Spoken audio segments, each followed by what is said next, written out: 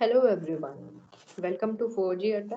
2015 तक जो CAPF assistant commandant का आपका पॉलिटी का एग्जाम रहा था, पेपर 1 में जितना भी पॉलिटी का सेक्शन था वो सब हम लोग कंप्लीट कर चुके। आज हम लोग 2014 का एनालिसिस देखेंगे, कहाँ से आपके क्वेश्चन बन रहे हैं। ठीक है, तो लक्ष्मीकांत, वीडियो के बाद भी आप लोगों के डाउट्स रह जाते हैं कुछ कि ma'am is Laxmikant still relevant.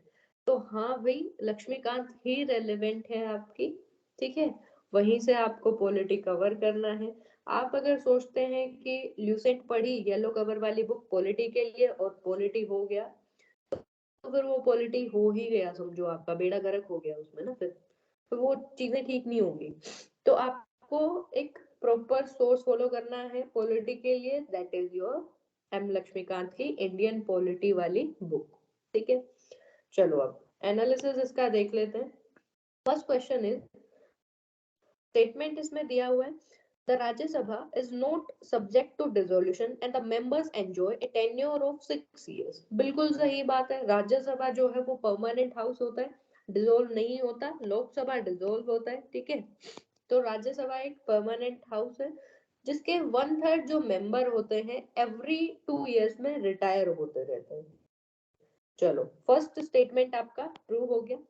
Second statement है, according to article 83 the constitution of India. 83 article क्या कहता है? 1/3 of members of Rajya Sabha retire every 2 years। बिल्कुल करेक्ट है ये भी स्टेटमेंट आपका, कि भाई जो 1/3 जो मेंबर्स हैं एवरी 2 years में वो रिटायर होते हैं। एक्सप्लेनेशन की अगर बात करें तो ये आपका पॉलिटी का रेफरेंस बुक के पेजेस हैं।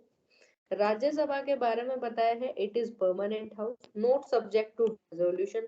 All right, next statement, 1/3 of its member retire every 2nd year। दूसरा स्टेटमेंट भी इसमें हो गया। ठीक है, चलो यहाँ तक चीजें समझ आ गई। इसमें एक है आपका टेन्योर पूछा गया है जो मेंबर का, तो टेन्योर कितना हो गया? Term of office of A member, just a second guys.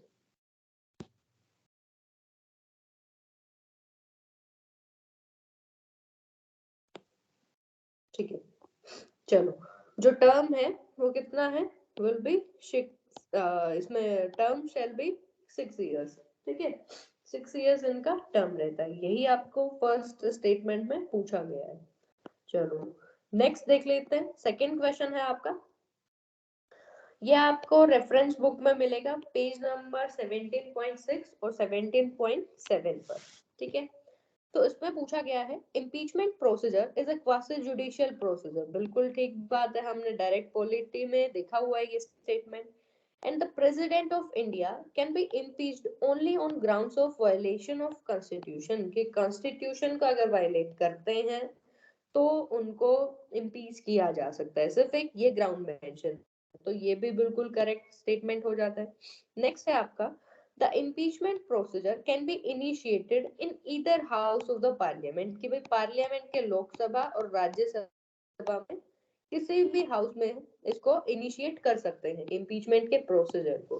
तो ये स्टेटमेंट भी आपका करेक्ट है। अगर इसके सोर्सेज की हम लोग बात करें तो पॉलिटी के ये सोर्सेज हैं, president can be remove from office by a procedure of impeachment. Impeachment का ग्राउंड ऊपर ये ही दिया हुआ था, पहला स्टेटमेंट करेक्ट हो गया। फिर इम्पीचमेंट के चार्जेस के बारे में पूछा था, it can be initiated in either house, मतलब कोई भी हाउस है पार्लियामेंट का, दो, लोकसभा और राज्यसभा, इनमें से किसी में भी इनिशिएट कर सकते हैं इस चीज को। ठीक है, इम्पीचमेंट के बारे में फर्स्ट स्टेटमेंट में बोला था, it is a quasi judicial procedure. अभी हम क्वासी जुडिशियल को एक्सप्लेन नहीं करेंगे, बिकॉज ये एक एक्सप्लेनेशन वीडियो नहीं है। एक्सप्लेनेटरी वीडियो में हम वो सारी चीजें देखने वाले हैं। Right now we are just doing whatever is needed for the PYQ analysis, ताकि आपको एक आइडिया हो जाए कि कहाँ से चीजें आती है, और आप ये सारी चीजें साथ में मार्क करते चले अपनी बुक में ना। सब ये चीजें जो भी है, पार्लियामेंट का चैप्टर लिया, उसको ओपन किया, मार्क किया, उसमें लिखा आपने कि CAPF 2019 का ये है, आपने इसमें लिख दिया। ऑल राइट, चलो नेक्स्ट आता है आपका,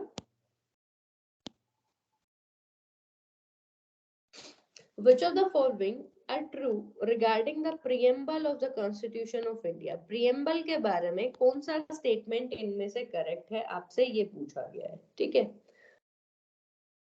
तो preamble के बारे में एक बार देख लेते हैं। The objective resolution was proposed by Jawaharlal Nehru. यहाँ तक स्टेटमेंट ठीक है, ऑल राइट, करेक्ट है यहाँ तक।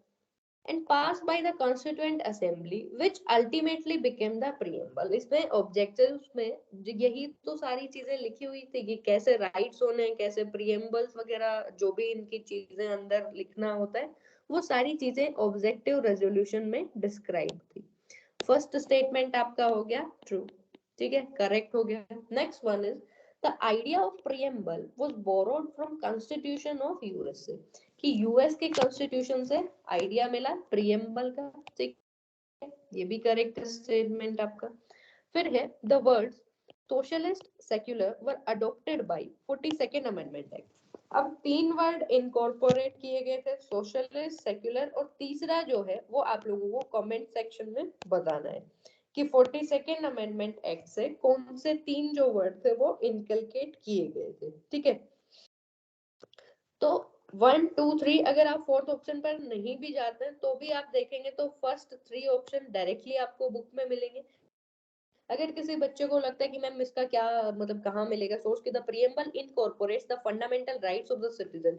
तो प्रीएम्बल तो एक तरह से आइडेंटिटी है आपके इसकी कॉन्स्टिट्यूशन ऑफ इंडिया की। एक शुरू में जैसे बुक का कंटेंट होता है, ठीक है, उस तरह से इसमें चीजें हैं कि क्या चीजें मिलनी है, लेकिन ये अपने आप में जो फंडामेंटल राइट है वो इनकॉर्पोरेट नहीं करता, वो एक डिफरेंट पार्ट है। आप लोगों को कमेंट सेक्शन में बताना है कि जो फंडामेंटल राइट्स हैं वो कॉन्स्टिट्यूशन ऑफ इंडिया के कौन से पार्ट नंबर में आते हैं। चलो सोर्सेस का देखें तो चैप्टर 3 का पेज 14 जो है, और दूसरे इसका 4.1 पे भी आपको मिलेगा ये चीज, ठीक है। तो डायरेक्टली ये प्रीएम्बल वाले में भी मिलेंगी। अगर प्रीएम्बल वाला फोर्थ चैप्टर आप निकालोगे तो उसमें भी सारी चीजें एक जगह आपको मिल जाएंगी। तो इसमें बोला है the American constitution was the first to begin with the preamble, ठीक है। अमेरिकन कॉन्स्टिट्यूशन से लिया है, आप लोगों से यूएस वाली चीजें पूछी गई है कि यूएस में यूएस वाला अडॉप्ट किया है, ठीक है। चलो, और ये आपको दूसरे पेज पर भी रेफरेंस देखने को मिल जाएगा इसका, जिसमें एक प्रॉपर टेबल दी हुई है कि यूएस से क्या लिया है, ऑस्ट्रेलिया से कौन सी चीजें ली हैं, ठीक है। उस वाली टेबल में आपको ये सारी चीजें देखने को मिलेंगी।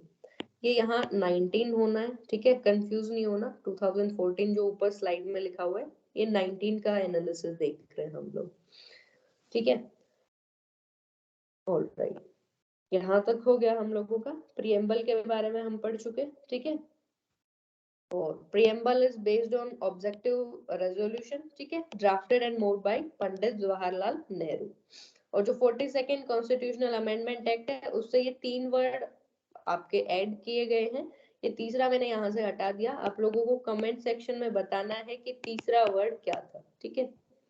चलो, which of the following statement with regard to revised ceiling on poll expenditure for election in India is correct? कि पोल जो सीलिंग लगती है इन पे कि कितना एक्सपेंडिचर कर सकते हैं उसका कितना है, तो जो correct option will be the third one, ₹70 lakh per candidate for Lok Sabha constituency for all state except Arunachal, Goa और सिक्किम को छोड़कर बाकी जो भी हैं उन कंस्टिट्यूएंसी के लिए 70 लाख पर कैंडिडेट इनका एक्सपेंडिचर डिसाइड किया है, ठीक है।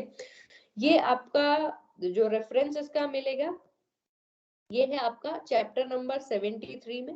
डायरेक्टली ये स्टेटमेंट यहाँ से लिया है। The central government raised the maximum ceiling on election expenditure by candidates for a Lok Sabha seat in bigger states. कितने तक कर दिया? 70 लाख तक कर दिया। अर्लियर ये कितना था? 40 लाख, 40 लाख था पहले, ठीक है, और अभी ये 70 लाख तक इसमें कर दिया गया है। ऑल राइट, और इसी में कंटिन्यूएशन में आपको मिलेगा ये जो स्टेट्स के नाम लिखे हुए हैं प्रॉपर, वो कंटिन्यूएशन में इसी पेज में आपको आगे मिल जाएंगे। चलो, नेक्स्ट है which of the following doesn't relate to the fundamental rights as enshrined in the Constitution of India? अब इतना सब घुमा फिरा के आप लोगों से पता है इसमें क्या पूछा गया है, कुछ बच्चे तो इसकी स्टेटमेंट से ही डर जाने वाले हैं इसमें आप लोगों से पूछा गया कि इनमें से 4 स्टेटमेंट में से इनमें से कौन सा आपका फंडामेंटल राइट नहीं है, इतना पूछा है आपको, ठीक है। तो चलो देखते हैं। First, free and compulsory education to all children of age of 6 to 14। चलो इसको एक बार रेफरेंस से भी हम लोग देख लेंगे, ठीक है, ऐसे अगर नहीं याद आता। नेक्स्ट है prohibition of trafficking in human beings and force labour, ठीक है। फिर improvement of public health and prohibition of intoxicating drinks.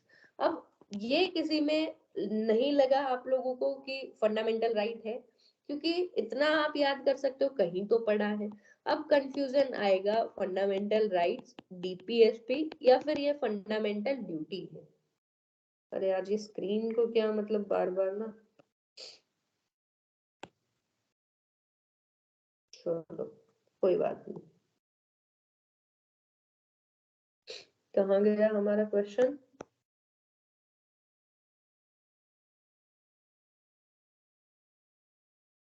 कहाँ गया भाई? हाँ, ये वाला।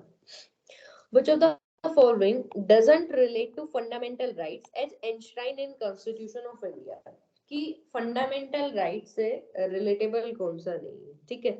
तो फर्स्ट वाला फंडामेंटल राइट है, सेकंड वाला है, ठीक है। थर्ड है इम्प्रूवमेंट ऑफ पब्लिक हेल्थ।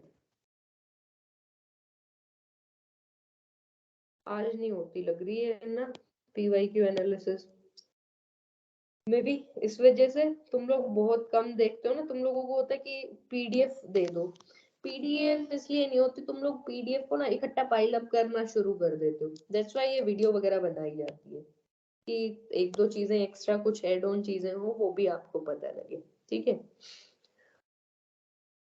चलो इम्प्रूवमेंट ऑफ पब्लिक हेल्थ अगर देखें तो ये किसमें आता है। और नेक्स्ट है आपका promotion of educational and economic interest of weaker section of people specially the schedule caste and schedule tribes के बारे में बोला गया, ठीक है। कंपल्सरी एजुकेशन वाला राइट टू एजुकेशन में आता है 21A हो गया। ट्रैफिकिंग वाला आर्टिकल 23 में आता है, यहाँ हो गया, ठीक है।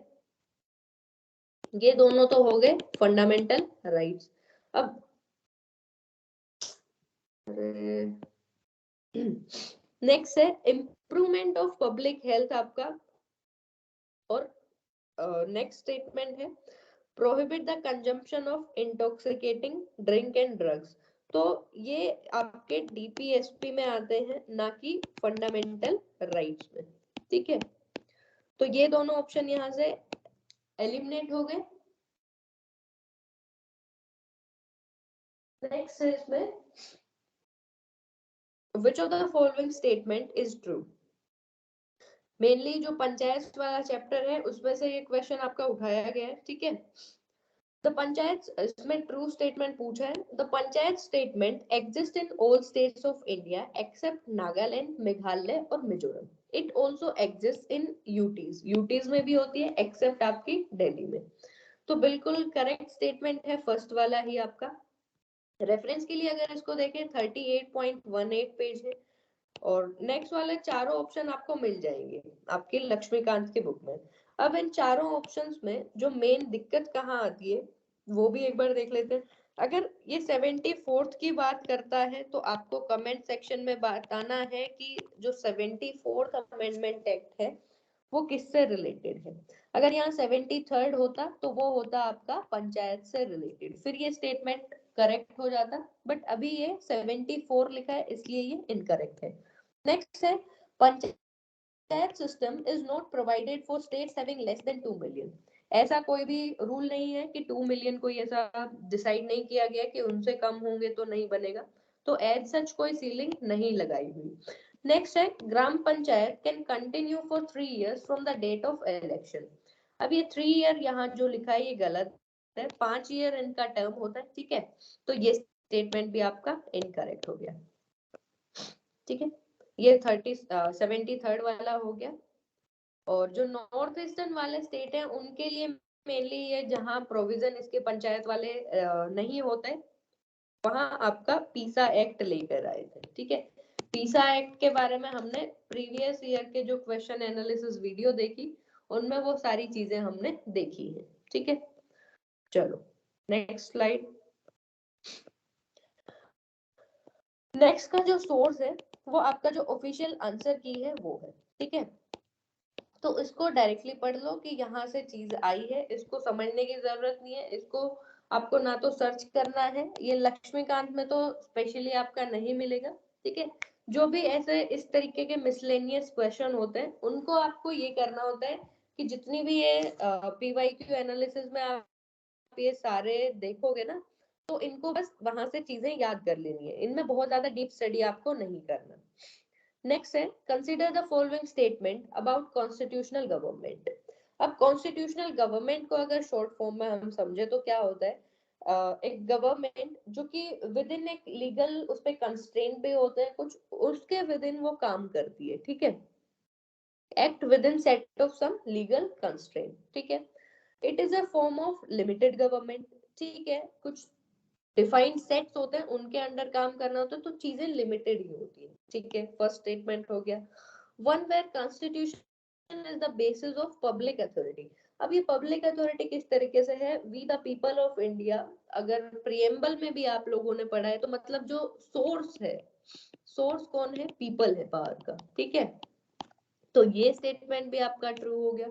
नेक्स्ट है one where monarch is the formal head of the state. Monarch तो नहीं होता इसमें। ठीक है, नेक्स्ट है one where there is always universal adult franchise.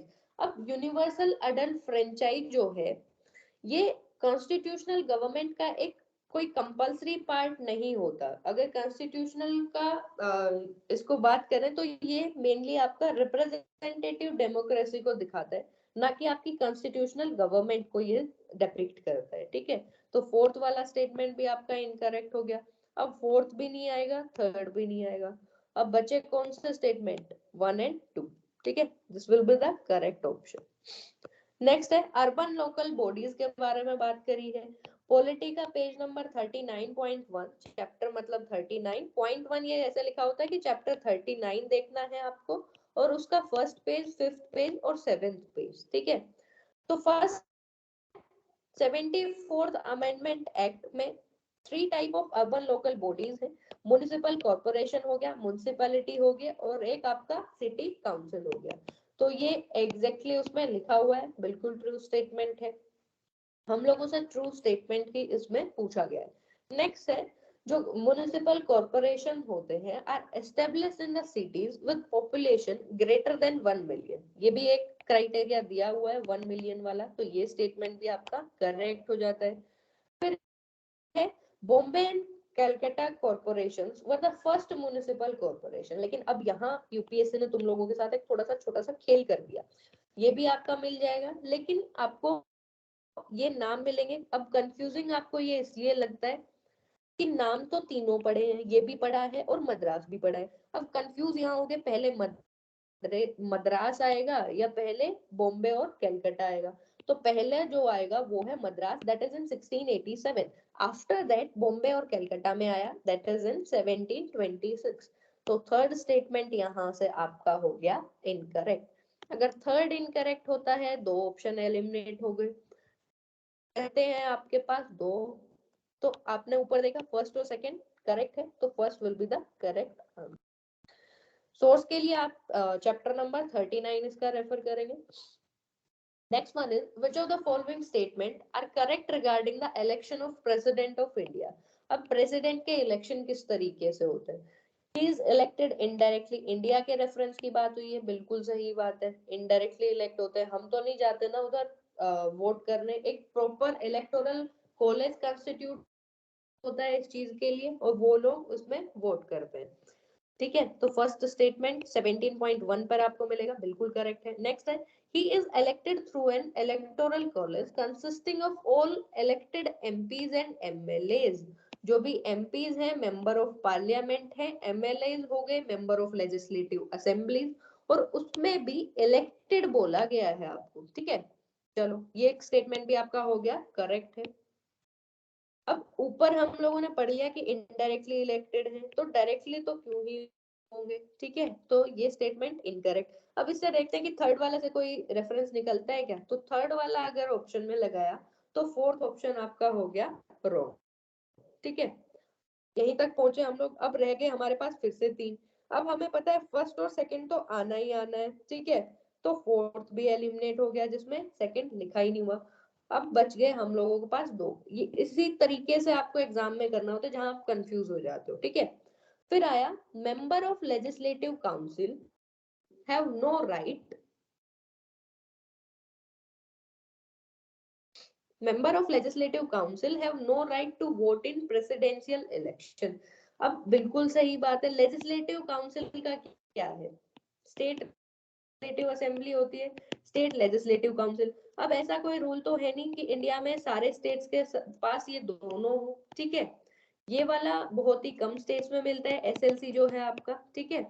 तो एसएलसी अगर कम में है तो कोई कॉन्स्टिट्यूशन ऐसा प्रोविजन तो नहीं लाएगा कि सिर्फ उन स्टेट्स को प्रेफरेंस मिले कि हाँ भाई जिसमें एसएलसी है वो वोट कर दे, तो ऐसी चीज नहीं हो सकती। अब इसमें क्या हो गया, ये इसमें बोला कि उनके पास कोई ऐसा राइट नहीं है वोट करने का, तो ये बिल्कुल करेक्ट स्टेटमेंट है, हाँ भाई उनके पास नहीं है। तो अब कौन सा ऑप्शन हम लोगों के पास आ गया, फर्स्ट सेकेंड एंड फोर्थ, और हम लोगों से पूछा गया है करेक्ट ऑप्शन, ठीक है। तो ये हो गया आपका फर्स्ट सेकंड फोर्थ। रेफरेंस के लिए अगर इसको देखें, president is elected direct, not directly, ठीक है, डायरेक्टली इलेक्ट नहीं किया जाता। इलेक्टोरल कॉलेज कंस्टिट्यूट किया जाता है जिसमें कौन कौन होता है, इलेक्टेड मेंबर हो गए both house of parliament, Rajya Sabha के लोकसभा के। इलेक्टेड मेंबर हो गए लेजिस्लेटिव असेंबली स्टेट्स की, याद रहे लेजिस्लेटिव असेंबली की बात हुई है, काउंसिल की नहीं। फिर है elected member of legislative assemblies of UT, जिनमें यूटी जिनमें लेजिस्लेटिव असेंबलीज प्रेजेंट है, वहां के सिर्फ और सिर्फ इलेक्टेड मेंबर्स, इन सब में इलेक्टेड मेंबर्स की बात हुई है, ठीक है। चलो नेक्स्ट है, which of the following is correct regarding the office of governor। President पूछ लिया इन लोगों ने, अब गवर्नर भी पूछ लिया, ठीक है। आप लोगों को जब पॉलिटी पढ़नी होती है तो गवर्नर के बराबर में ही आपको प्रेसिडेंट पढ़ना होता है, बहुत सारी चीजें इसमें कोरिलेट हो पाती है, ठीक है। और ऐसे ही जो स्टेट काउंसिल ऑफ मिनिस्टर है उसके बराबर में आप सेंट्रल काउंसिल ऑफ मिनिस्टर पढ़ेंगे, ठीक है। पीएम के बराबर में आप सीएम पढ़ेंगे, ऑलमोस्ट ओवरलैपिंग चीज होती है, ठीक है। एक ये पूरा जो सेंट्रल और स्टेट का ये पार्ट है, ये सारा ओवरलैपिंग आपको मिलेगा, ठीक है। चलो अब इसमें गवर्नर के बारे में देख लेते हैं। One governor can act as a governor of more than one state, तो बिल्कुल करेक्ट बात है, एक जो आपके एक स्टेट के गवर्नर है वो दूसरे स्टेट के भी हो सकते हैं, ठीक है, ये प्रोविजन है हमारे कॉन्स्टिट्यूशन में। फर्स्ट स्टेटमेंट आपका हो गया करेक्ट। फिर है governor has the power to grant pardon, reprieve, remission, punishment to person convicted under the state law, कि गवर्नमेंट के पास ये सारी पावर है इनको, जो कोई भी कन्विक्टेड पर्सन है अंडर द स्टेट लॉ कि पार्डन कर सके, रिप्राइव कर सके, रेमिशन कर सके इन सब पनिशमेंट्स का। तो ये भी स्टेटमेंट आपका करेक्ट हो गया। ये प्रेसिडेंट के भी पास होती है, बस एक चीजों का कुछ चीजों का डिफरेंस है कि वो कोर्ट मार्शल को भी कर सकते हैं, डेथ सेंटेंस को भी कर सकते हैं, ठीक है, लेकिन गवर्नर डेथ सेंटेंस को नहीं कर सकते। चलो नेक्स्ट है, the governor is appointed by the president on recommendation of chief minister. अब ऐसा तो कहीं नहीं लिखा कि भाई वो रेकमेंड वो करेंगे और फिर आपके प्रेसिडेंट उनको अपॉइंट करेंगे ना, सॉरी, हाँ, प्रेसिडेंट आपके रिकमेंडेशन पर, किसके, चीफ मिनिस्टर के रिकमेंडेशन पर अपॉइंट करेंगे, ऐसा तो कहीं भी नहीं है। रिकमेंडेशन की जगह आपका जो यहाँ यूपीएससी ने कीवर्ड यूज कर दिया, आप लोग कंफ्यूज तो हुए होंगे, आपको यहाँ होना था कंसल्टेशन, तो ये चीज सही हो जाती कि वो कंसल्ट करते हैं भाई चीफ मिनिस्टर से, बिकॉज जो गवर्नर है वो जाकर रहना तो स्टेट में ही है, तो आपस में इनके क्लैशेस हो, तो ये एक प्रोविजन है कि वो जो चीफ मिनिस्टर है उनसे कंसल्ट करेंगे, लेकिन चीफ मिनिस्टर उनको रेकमेंड नहीं करेगा कि आप इसको अपॉइंट करो, ठीक है। तो करेक्ट पूछा है तो correct will be 1 and 2 option. Source की अगर बात करें, सेवेंथ कॉन्स्टिट्यूशनल अमेंडमेंट एक्ट 1956 ने बोला कि जो अपॉइंटमेंट है सेम पर्सन का दो और दो से ज्यादा स्टेट्स के लिए हो सकता है, ठीक है। He is appointed by the president by warrant under his hand and C, ठीक है, ये चीज हो गई। जुडिशियल पावर में अगर देखें तो वो पार्डन, रिप्राइव, रेस्पाइट, रेमिशन वाली पावर हो गई, ठीक है। किसी भी सेंटेंस को कोई भी पनिशमेंट मिली है अंडर द स्टेट लॉज तो उनको ये सारी चीजें गवर्नर कर सकते हैं।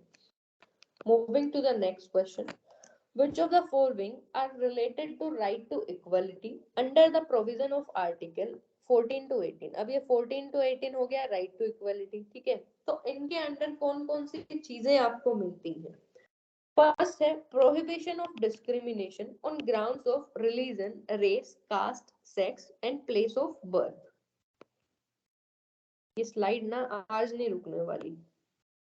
चलो इतनी तो चीजें याद है मुझे कि ये सारे जो ग्राउंड्स हैं ये मैं बता दूं, स्लाइड को जाने तो कोई बात नहीं। तो ये हो गया, ये आपका आर्टिकल डायरेक्टली आपसे पूरा जो डिफाइन कर दिया, ये आर्टिकल 15 डिफाइन कर दिया इन्होंने। अब 14 से 18 इन्होंने कितना इजी कर दिया तुम लोगों के लिए कि 14 से 18 भी बता दिया। अब दिमाग में क्लिक हो जाना चाहिए ये 15 है। चलो भाई, नेक्स्ट है equality of opportunity in matters of public employment. ये डायरेक्टली इन्होंने आपको आर्टिकल 16 उठाकर दे दिया, बस वो मार्क नहीं किया। इतना भी क्या इज प्रोसेस करना था तुम लोगों के लिए कि आर्टिकल का नाम भी दे दें और फिर पूछे, ऐसे पागल नहीं होता ना यूपीएससी। तो फर्स्ट और सेकंड तो करेक्ट है। इस ऑप्शन से अगर हम जाते हैं फर्स्ट और सेकंड से, तो आपके पास कौन सा आ जाता है? एलिमिनेट होता है आपका बी ऑप्शन। रह गए आपके पास तीन ऑप्शन। नेक्स्ट पढ़ लेते हैं, educational and cultural rights to minorities. अब इसमें एक कीवर्ड का खेल है, ठीक है। ये हो गया। उसके बाद अगर पढ़े अबोलिशन ऑफ अनटचेबिलिटी, ये तो आप लोगों से डायरेक्ट ही पूछ लिया गया है। ये भी आपका फंडामेंटल राइट है जो कि किसमें आता है? आर्टिकल 14 से 18 में आता है। आर्टिकल हो गया आपका 17, ठीक है। अपॉर्चुनिटी वाला देख लिया, ठीक है। डिस्क्रिमिनेशन वाला देख लिया, अनटचेबिलिटी वाला देख लिया। हम लोगों से पूछा क्या गया था कि आर्टिकल 14 से 18 में कौन कौन से आते हैं, ठीक है, यही पूछा था। तो ये वाला कीवर्ड वाला ये आया नहीं, ठीक है। माइनॉरिटी वाला, क्योंकि इसमें कहीं माइनॉरिटी अगर आपने पढ़ा होगा तो वो कौन से उसमें पढ़ा होगा? जो रिलीजियस इनके जो ये एस्टेब्लिश कर सकते हैं कल्चरल एंड एजुकेशनल राइट्स में 29 to 30 वाले में, ठीक है। और आपसे ये डायरेक्टली आर्टिकल 30 की बात हुई है यहाँ, आर्टिकल 30। तो इसमें करेक्ट ऑप्शन हो जाएगा आपका फर्स्ट, सेकंड और फोर्थ वाला, ठीक है। क्योंकि यही आपके राइट टू इक्वालिटी 14 से 18 में आते हैं, 15, 16 एंड 17 कंटिन्यूएशन में आपसे पूछा गया है। चलो नेक्स्ट है आपका the issue whether a commitment made by a minister on the floor of the house has been fulfilled और नॉट। ये इशू कौन डिसाइड करता है कि जो किसी भी मिनिस्टर ने जो कमिटमेंट करी वो हैज बीन फुलफिल्ड और नॉट, वो फुलफिल हुई है या नहीं। तो कमेटी ऑन पब्लिक एश्योरेंस, अब पब्लिक को कोई अगर उससे जाते हैं आप बिल्कुल ही नॉर्मल जनरल से वे से पब्लिक को किसी चीज पर एश्योर करते हैं तो पब्लिक एश्योरेंस कमेटी होगी जो उसका जवाब मांगेगी आपसे, ठीक है।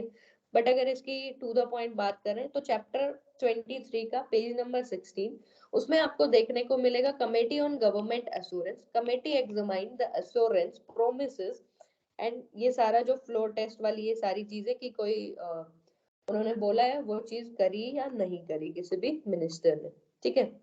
Minister from time to time on the floor of house and reports on the extent to which they have been carried through. तो ये हो गया आपका पब्लिक अश्योरेंस वाली कमेटी का काम। नेक्स्ट हम लोग देखते हैं, नेक्स्ट है आपका रेगुलेटिंग एक्ट 1773 के बारे में पूछा है। तो इसका रेफरेंस आपको जो फर्स्ट टू ऑप्शन है उनका आपको पेज नंबर 1.3 में मिलेगा, जहां डायरेक्टली आपको ये एक्ट के बारे में पूछा है। इसमें आपसे नोट करेक्ट पूछा है, तो अगर इसका आंसर की के अकॉर्डिंग हम लोग बात करें तो C will be the correct option. It change the power of vote in court of proprietors by removing all restriction and qualification, ठीक है। बट इसका रेफरेंस हम लोगों को डायरेक्ट किसी बुक में नहीं मिला, इसलिए इसका ऑफिशियल जो की है वो यूज करना पड़ा। काफी सारी और गूगल पर साइट्स वगैरह देखी बट उन्होंने बहुत ही मिक्स सा ओपिनियन दिया था। तो फर्स्ट और सेकंड तो बिल्कुल ट्रू है, ये आपका रेफरेंस भी मिलेगा, कुछ लोगों ने तो बी भी बताया था बट वो चीज गलत है। इसमें ऑफिशियल की के अकॉर्डिंग आप इसको याद रख लो कि ऑफिशियल की में ये वाला पॉइंट आप अपने 1773 के एक्ट में ऐड कर लेंगे, जहां लक्ष्मीकांत में ये एक्ट लिखा हुआ है उसके साइड में ऐड कर लेंगे कि ये वाला प्रोविजन नहीं था इसमें, ठीक है। और प्लस में ये भी ऐड कर लेंगे द गवर्नर जनरल वो wasted with a casting vote, ठीक है। ये कुछ फीचर्स हैं इसके, पढ़ लेना, इसी के बाद आप पॉइंट में ऐड कर लेना। नेक्स्ट है which of the following statement regarding to money bill is not correct. अब फिर से आपसे पूछ लिया गया कि कौन सा करेक्ट नहीं है। तो it can not be introduced in council of state. अब काउंसिल ऑफ स्टेट क्या होता है? काउंसिल ऑफ स्टेट होता है राज्यसभा। अब आपको कमेंट सेक्शन में बताना है कि लोकसभा को क्या कहते हैं, लोकसभा को क्या कहते हैं बताना है, ठीक है। चलो, तो फर्स्ट स्टेटमेंट आपका बिल्कुल करेक्ट है भाई, राज्यसभा में नहीं इंट्रोड्यूस कर सकते। सेकंड है if any question arises whether the bill is money bill और not the decision of speaker is final. ठीक बात है, ये जो स्पीकर होते हैं वही डिसाइड करते हैं, ठीक है। पीवाईक्यू एनालिसिस जो और हम कर चुके हैं उसमें भी हम लोगों ने पढ़ा है, मैंने ये भी बोला था जो स्पीकर होता है वही सारे ये काम करते हैं, वही करता धरता वही सब कुछ है वहां के, वो वाली चीज है कि हम ही भगवान है, ठीक है। तो वही सब कुछ करते हैं अपने हाउस में, तो उन्हीं का डिसीजन मनी बिल के रिगार्डिंग फाइनल है। In case of deadlock over a money bill, the president can summon a joint sitting. अब यहाँ एक और चीज आपको कमेंट सेक्शन में बताने के लिए मिल गई कि कौन सा एक और जो मेन ऐसा बिल है जो जिसको पास करने के लिए अगर कोई डेडलॉक हो जाए फिर भी आपका जॉइंट सिटिंग का कोई प्रोविजन कॉन्स्टिट्यूशन में नहीं दिया हुआ। एक तो है आपका मनी बिल, आप लोगों से पूछा गया था कि नोट करेक्ट कौन सा है, बट इसमें क्या लिखा है कि ऐसा डेडलॉक अगर हो जाता है तो प्रेसिडेंट एक जॉइंट सिटिंग बुला सकते हैं, लेकिन ऐसा नहीं होता, जॉइंट सिटिंग नहीं बुलाई जाती है, ठीक है। और एक दूसरा और बिल होता है जिसपे आपको बताना है कि उस पे भी नहीं बुलाई जाती, वो कौन सा है। फिर है a money bill can't be introduce except on recommendation of president. सही बात है, ये भी हम रेफरेंस अगर इसका देखें तो पेज नंबर चैप्टर 22 का पेज नंबर 22 पर ही आपको मिलेगा मनी बिल के बारे में। It can be introduce only in Lok Sabha, सिर्फ लोकसभा में होता है, ठीक है। आप लोगों को लोकसभा का नाम बताना है दूसरा। फिर है it can be introduce only on recommendation of president, अभी डी ऑप्शन हमने यही पढ़ा है, ठीक है। The speaker decides whether a bill is money bill or not. B option में यही लिखा था हमारा, ठीक है, बी ऑप्शन में। ऑलराइट, फिर है आपका जो ऑप्शन इन्होंने दे दिया कि कोई प्रोविजन होता है ऐसा, लेकिन इसमें तो साफ साफ लिखा हुआ है भाई कि कोई प्रोविजन नहीं होता है ऐसा जॉइंट सिटिंग का, ठीक है। अगर कोई डिसएग्रीमेंट हो भी गया तो भी कोई प्रोविजन नहीं है तुम लोगों के पास, ठीक है। चलो, नेक्स्ट पूछा गया है कुछ रेसिडुअरी पावर्स के बारे में कि कौन सा स्टेटमेंट आपका रेसिडुअरी पावर्स के बारे में करेक्ट है। अब अगर रेसिडुअरी पावर्स की कोई एज सच लिस्ट नहीं होती, लिस्ट होती है आपकी union government union list, state list, और होती है तीसरी आपकी कंकरेंट लिस्ट जो कि आती है 7th शेड्यूल में आती है, ठीक है। ये तीन तरह की लिस्ट आती है। तो इस चीज से अगर हम देखें तो थर्ड वाला ऑप्शन तो डायरेक्टली इनकरेक्ट हो गया। हमने तो पढ़ा है शेड्यूल 7 में यूनियन लिस्ट, स्टेट लिस्ट और कंकरेंट लिस्ट आती है। अब इसमें लिख दिया कि एज सच एक तो इसकी रेजिडुअरी पावर्स की लिस्ट मेंटेन नहीं होती, ये चीज गलत हो गई कि लिस्ट नहीं मेंटेन होती, ठीक है। और शेड्यूल 7 में ये आता है, तो ये स्टेटमेंट तो अपने आप यहाँ से डायरेक्टली ही रॉन्ग हो गया। अब इससे जाकर देखें तो फर्स्ट रॉन्ग सेकंड रॉन्ग रहते हैं आपके पास दो ऑप्शन। अब फर्स्ट देख लेते हैं, residuary powers have been given to the union parliament, ठीक है। उसके बाद इसका रेफरेंस हम लोग देखेंगे। In the matter of residuary power constitution of India जो है वो किसको फॉलो करता है, कहाँ से ये चीज ली है, तो जैसे प्रियम्बल यूएस से लिया बताया था, इसी तरीके से इसी में आपका मिलता है कि कनेडियन कॉन्स्टिट्यूशन से क्या लिया गया है, ठीक है। तो रेजिडुअरी पावर्स जिनको सेंटर के पास रहने दिया जाए ये आपका लिया है आपका कनेडियन से, कनेडियन कॉन्स्टिट्यूशन से, ठीक है। और इसमें आपका पूछा है, जस्ट अ सेकंड,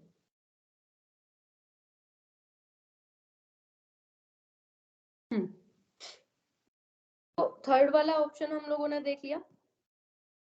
अभी आप लोगों के पास रहता कौन सा है, एक तो 1 और 4 आएगा, ठीक है, या फिर 4 आएगा। तो ये ऑस्ट्रेलिया वाला जो है, ये अभी देखा कहाँ से लिया है, कनाडा से लिया है, तो ये भी गलत हो गया, ठीक है। इसमें देखा ना, अभी कनेडियन वाले से रेजिडुअरी पास जो है वो सेंटर के पास रहने देनी है, ये वाली चीज ली है। बट इसमें तो ऑस्ट्रेलिया लिखा है, तो ये भी आपका क्या हो गया, इनकरेक्ट। 2 तो अपने आप ही एलिमिनेट था, सिर्फ 1 और 4 में से डिफरेंस निकालना, बिकॉज 2 तो 3 के साथ लिखा हुआ है।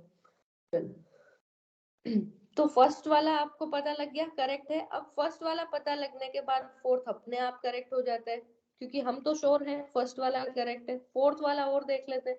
Government of India act 1935 place residuary powers in the hands of governor general, बिल्कुल सही बात है। ये आपका एनसीईआरटी में, सॉरी लक्ष्मीकांत में पेज नंबर 1.9 पर मिलेगा। तो इसका जो करेक्ट ऑप्शन रहने वाला है that will be C. Correct ही आप लोगों से पूछा गया है। नेक्स्ट है आपका, which of the following statement about presidential election is presidential system is correct? Presidential system के बारे में पूछा है कि कौन सा स्टेटमेंट इसमें करेक्ट है। Head of government is also head of state, बिल्कुल करेक्ट बात है। पेज नंबर 12.4 पर आपको देखने को मिलेगा। अब इन सब चीजों का एक्सप्लेनेशन कोई नहीं बनता, कुछ बच्चे बोलते हैं मैम थोड़ा बहुत साथ में एक्सप्लेन कर दिया करो। अब इस चीज को अगर एक्सप्लेन करने बैठेंगे ना, तो पार्लियामेंट्री सिस्टम और प्रेसिडेंशियल सिस्टम का मेरे को जो 10-15 पॉइंट्स है वो सारे बताने पड़ेंगे। अभी तक अराउंड हम आधे घंटे की वीडियो कर चुके हैं, जिसमें हम सिर्फ इनको बहुत ही सिंपल तरीके से ऐसे एक्सप्लेन कर रहे हैं जितना हो पाता है, ठीक है। तो वो एक प्रॉपर एक्सप्लेनेशन वीडियो हम कभी जब पॉलिटी पढ़ाएंगे उस टाइम लेकर आएंगे, ठीक है। तो नेक्स्ट है, the executive can veto legislative act, ये भी करेक्ट स्टेटमेंट है आपका, ठीक है। दोनों करेक्ट है, बोथ 1 and 2, ठीक है। Presidential president is both the head of state and head of the government. और वीटो के बारे में, the executive president can veto act by the legislature, ये प्रेसिडेंशियल सिस्टम की ही बात है। तो दोनों स्टेटमेंट इसमें करेक्ट हो गई। यहाँ आपका 2019 का जो पॉलिटी था, सीएपीएफ असिस्टेंट कमांडेंट वाला, वो एंड होता है। क्वेश्चन हम लोगों ने देखे कितने हैं, 6 7 8 9 10 11 12 13 14 15 16 17, अराउंड आपके 17 से 18 क्वेश्चन उसमें मिलेंगे, ठीक है। अब इसमें से आप दो को मिसलेनियस भी कैटेगरी में डालते हैं कि अगर एलिमिनेट नहीं हो पाए तो उनको भी हटा सकते हैं। चलो 3 को मिसलेनियस कैटेगरी में डाल दिया, उसके बाद भी रहते कितने आपके पास 15 क्वेश्चन। अगर किसी सब्जेक्ट में आते हैं 17 18 क्वेश्चन और 18 में से आप 15 कर पाते हो, तो इससे बेटर क्या चीज होगी। एक बुक पढ़नी है आपको पॉलिटी की, लक्ष्मीकांत, ठीक है, वहां से पढ़ो, बात हो जाएगी पूरी आपकी कंप्लीट। यहाँ कि जो भी आपका सीडीएस में आता है, सीएपीएफ में आता है, दोनों एग्जाम्स का पॉलिटी से, लक्ष्मीकांत से इजीली आप लोग कवर कर सकते हैं। आई होप आप लोगों को समझ आया होगा। फिर मिलते हैं नेक्स्ट वीडियो में 2017 के एनालिसिस के साथ।